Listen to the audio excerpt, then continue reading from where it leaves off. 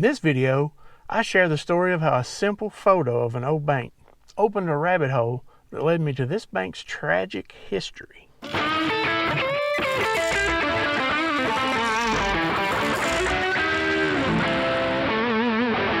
Hey folks, I hope you're doing well. I'm here in the small community of Clintonville, Kentucky, just about 7 or 8 miles from my home here in Bourbon County. While here, I think I'm going to share some of this community's history because it will tie the story together. I was able to find the graves of several individuals in this video that I'm making, and I want to discuss that. Is that cool?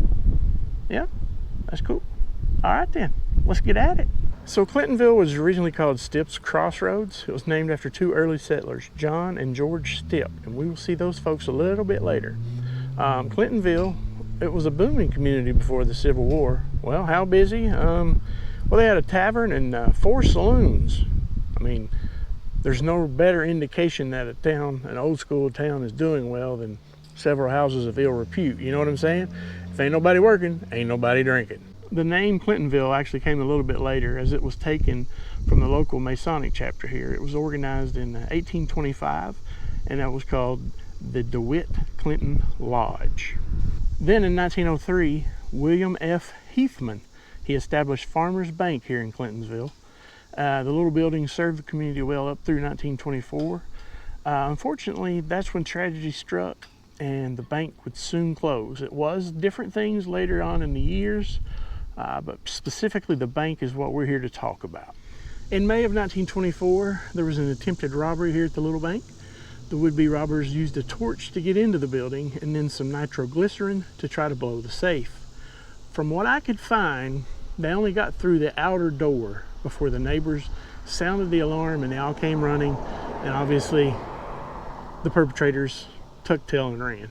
That's what they do, they're cowards. So just 1 month later though, on June the 11th, the bank was robbed again. This time, I think it was a Wednesday morning, 9:30 a.m. 4 individuals rode up to the bank in a stolen Cadillac. Three of those bandits, if you will, left the car and they went into the bank. Inside the bank, there were only 2 employees that morning.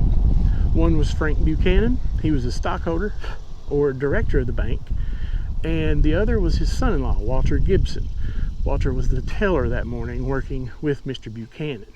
With the order to put their hands up, Frank Buchanan lunged at one of the robbers. That man was Richard Newhouse. During the scuffle, the gun went off 3 separate times. All 3 shots struck Buchanan. From what reports I could find, was one in the heart, one in the abdomen, and one in the shoulder.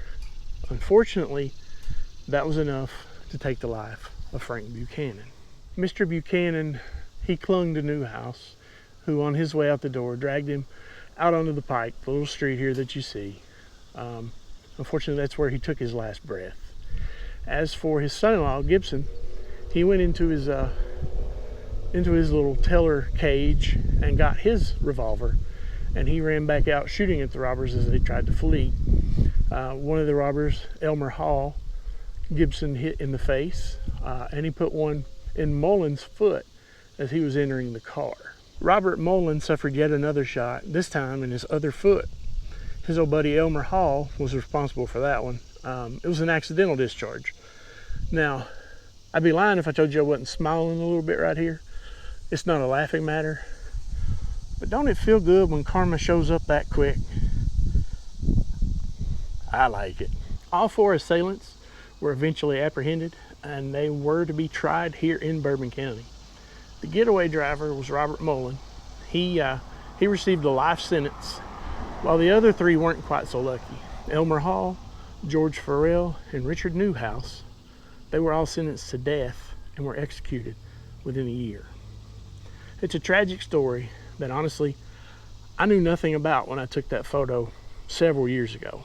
Thankfully though, I was able to find some information to kind of scratch the nosy itch, if you will, and find out that there was tragedy here. Wish it was a happier story, but unfortunately it's not. But it is history, and it is close to where I live, so it was very intriguing for me, and hopefully you're enjoying this as well.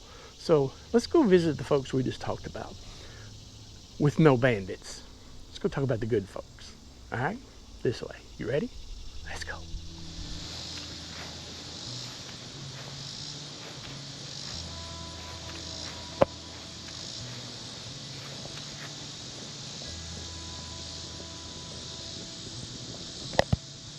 Look, you see? C is for click. Yeah. Click that subscribe button. All right, folks, a little update. I spoke too soon. I found the grave of John Stipp, but I can't find George. I looked through the cemetery records, and I don't see a Stipp with the name George or a middle initial of G. So, sorry about that, but here's John. Hard to read, I know. That's Mr. John Stipp. Most of the plots here that you see are all Stipps right in this little area.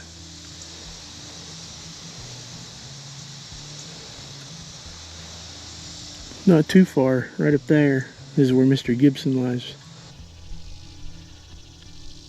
Here lies Mr. Walter Gibson, teller that day, the son-in-law of Mr. Buchanan.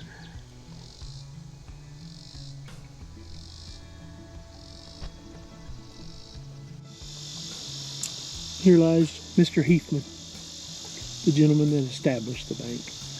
He died 1 year before the tragedy.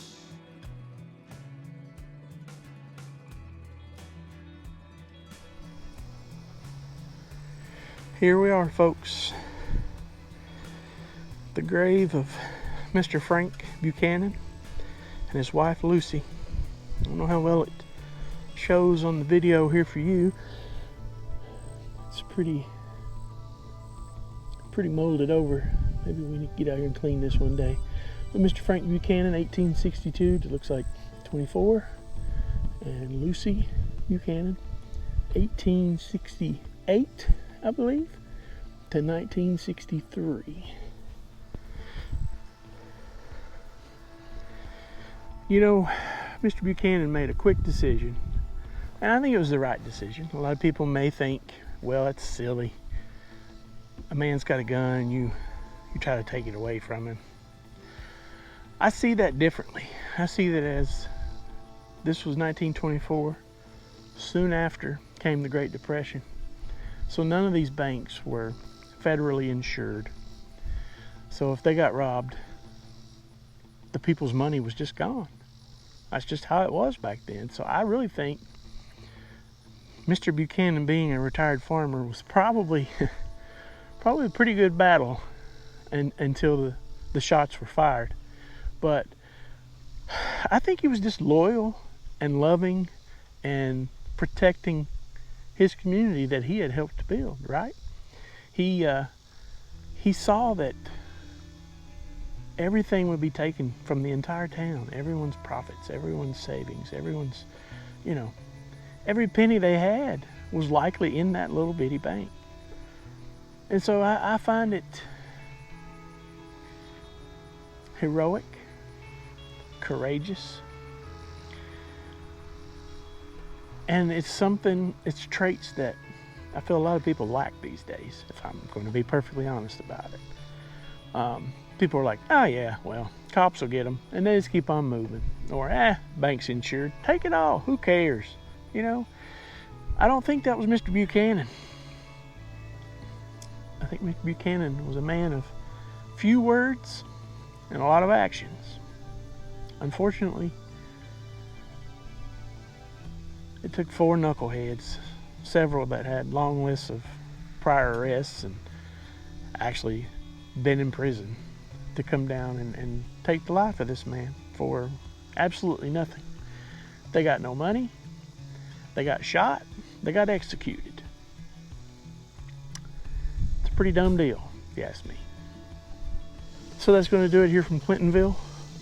It's a little story that I hope I did justice for.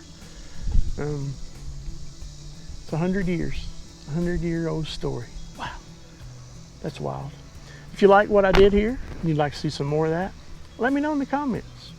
Hit the like button, share it. Why not, right? Let's see what we can do with this thing. I'm willing to put in the time and the effort to find these types of stories.